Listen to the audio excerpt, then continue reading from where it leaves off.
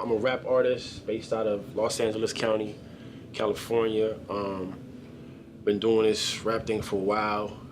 Grew up in the music business. My father been in the business since I was born, pretty much, since I can remember. He's had independent record labels. He's worked with the likes of Dre, Eazy, Cube, even Michael Jackson. Music is kind of just part of my life. Early on growing up, we always had studios at the house or in the house.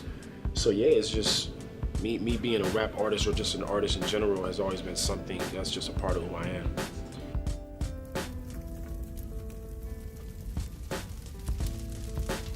No, I didn't really play instruments. I did produce. There was a certain span throughout, like I would say, like high school and a little bit in college where I couldn't, I wasn't getting beats or dope beats. So I just started learning how to work the software myself and, creating beats myself. So there was a time that I was a producer, but never really got into actually playing instruments. I wanted to play the drums. I just was never really good at it. But yeah, so I just kind of focused on being a producer and creating beats for myself that I could rap over and recording myself. I pretty much did the whole thing. I engineered, produced, and recorded myself back in the day on my little computer at the crib, when some of that software was just coming out, like Fruity Loops and Pro Tools and all that stuff. So that's really like the base of like where I got picked up my skill set and my artistry from.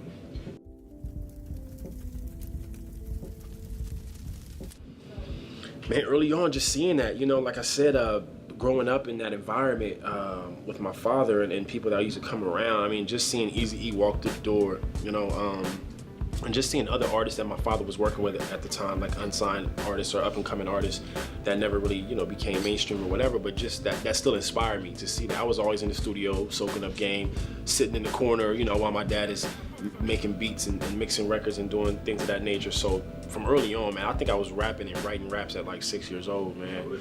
Pop locking and break dancing, I was a little hip hop baby, so.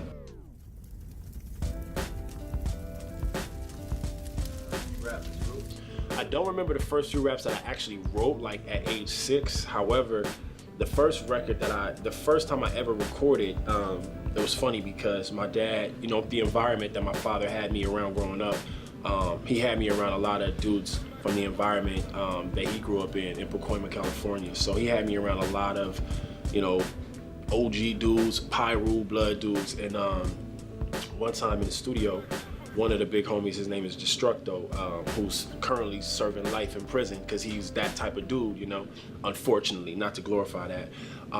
So in the studio, I was 11 or 12 years old, and I was rapping to Destructo, and at that time, that's an artist my father had signed from the neighborhood.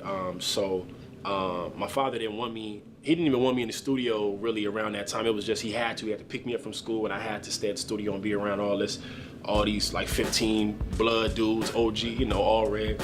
So I used to be in the studio soaking that up, and he didn't really want me there, but I was rapping, I was freestyling one time outside, and Destructo heard me doing that, and he was like, "Nah, I want you to get on this song, blood, whoop-de-whoop." And I'm like 11 years old, I'm excited. My pops was like, "Nah, my son ain't doing no song." And the Destructo was like, "Nah," my pop's name is Charlie B. So he was like, "Nah, Charlie, let him get on it, So, this is me at 11 years old. I dropped a verse on a record with an OG blood dude, But the song, the funny thing is, the interesting thing is how the universe works for me. It's all full circle. Like the song was actually, it wasn't even, I go as far as to say it was a conscious record. And this is the first, I remember the verse. This is the first time I've ever recorded. And this was the verse I spit at 11 or 12 years old. I might be young, but I can hang. I'm looking up to older cats making stacks, trying to push a point range. This nigga B, nothing to see, you get it? That nigga Charlie, nothing to critique. Your critics, I live life one day at a time. You're stepping on landmines if you step into mines. Dog, this is a hustle. Get involved with the struggle. These bullets will whiz by and rip apart your muscles. Niggas die in the streets trying to settle their beef, politicking, while other niggas coming with heat. The bullet signed and sealed and they got your name. But the niggas in the streets, they don't feel no pain. They just trying to gain stripes, even if it means taking your life or separating you from your wife. In these mean streets, he's the only thing that ain't cold. Keep your head up, pursue your goal. That was at like 11 or 12. They kept me on the track, you know what I mean? I think my verse was cool. Destructo at the time, he was really good as well. he kind of sounded like Scarface. He had that kind of vibe. Yeah, he was like a West Coast Scarface. So he was really dope. The song was powerful. It had a singer on the hook, and like I said, it was like a deep, conscious record. It wasn't like no turn up like rah rah record. So it's funny how that verse itself is like really, you know, what I rap about right now still, in terms of just talking about the streets, but like getting out of it, you know, elevating your mind. Yeah, so it's kind of crazy. That's the first verse I ever recorded. I didn't take it serious. Well, I couldn't take it serious because my father wasn't letting me take it serious. You know, my father was, he was a football player back in the day as well, and he got injured, and that kind of made him go into the music. And when I was young, I was really good in football, so it was like my father, being a parent, being a father, he didn't want me to follow in his footsteps. He knows the ins and outs of the music industry. He knows how ruthless it is. So he didn't really want me going down that road. So he was always like, nah, play football, play football. So it was like a hobby to me. I'd be at school battle rapping. Here and there, I'd go to a friend's house and make a song, but I never was like, yo, I want to be a rap artist when I get older. It wasn't until, so I played football. I did pretty well in high school, you know, like number 7 ranked running back in the nation and all this great stuff. I got a couple scholarship offers, attended Oregon State University, and it wasn't until I got there that it hit me. Like, I was up there in the dorms just like sick, like, nah, this ain't what I'm supposed to be doing. So I did like about 2 years up there, and then I dropped out of college to come back to the music and pursue a rap career, and that's when I knew that that's definitely what I wanted to do. It's really simple. Like, so my nickname is BC, which stands for Baby Charles. My pop's name is Charles. And so when I used to freestyle when I was really young, like, you know, 6, 7, 8, 9, 10 years old, I used to always go, it's B dot to the C dot. Like, so it's just a name that stuck with me. And I think more so the environment where I'm from, because I am from the Pyro side of things in terms of my neighborhood and people that I, you know, commune with and talk with. They just didn't say the C part, said he was just calling me B dot, you know what I mean? And then it just kind of stuck. Like, they started calling me that, and then, like, I say probably like when I was around 15, 16, I started to really like go by it and use it in my raps and stuff. So it ain't really got like no deep meaning per se. It's just B dot, yeah.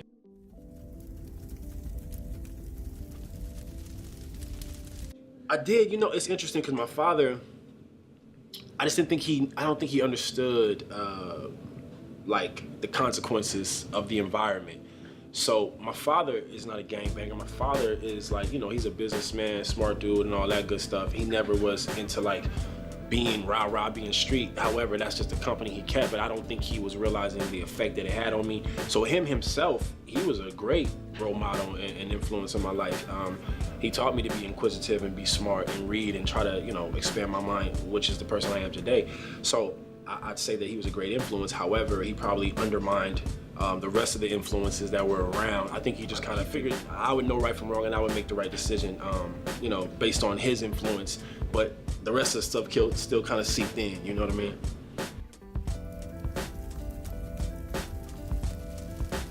Yeah, because like I said, that environment that my father had me around, it transferred over into how I was looked at in my peer group. So when I would go to school and get dropped off by these OG dudes with reps and stuff in the streets, my peers, people my age would see that, like, oh, such and such just picked you up from school, or, you know, so it became this thing. And at that age, you know, I'm not equipped, you know, to handle that maturely, you know what I'm saying? So at the age of 10, 11, 12, 13, at those really fragile ages in life for a young man when he's trying to figure out what kind of man he's gonna be, I kind of took that in. I ran with it like it was cool because I'm at school and they're like, oh, you know Be Crazy and you know Destructo and you know these guys. They naming guys that to me, I'm like, I see these guys every day. It's like whatever. But to my peer group, these are like street legends.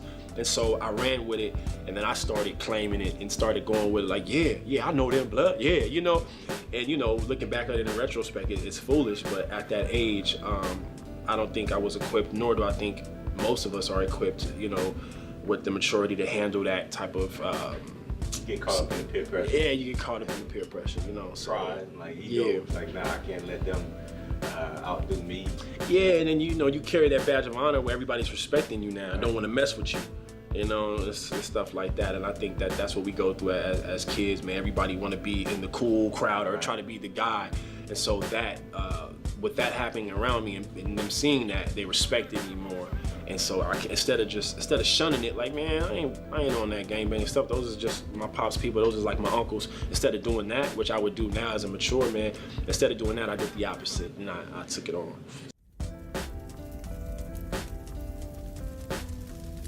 Yeah, I still rap about the environment. It's just that now I'm adding perspective to it, like, or at least the correct perspective, in my opinion, to it. Knowing the history of our people and what happened to our people, now I'm giving it more of a perspective, because at that time, I'm just glorifying it. You know what I mean? I'm just making gangbang music. I'm just making music about bitches and hoes and da-da-da-da. You know, the average, what we would call rap of today, you know? And yeah, it's unfortunate, but the fortunate thing is that I didn't really succeed at the time.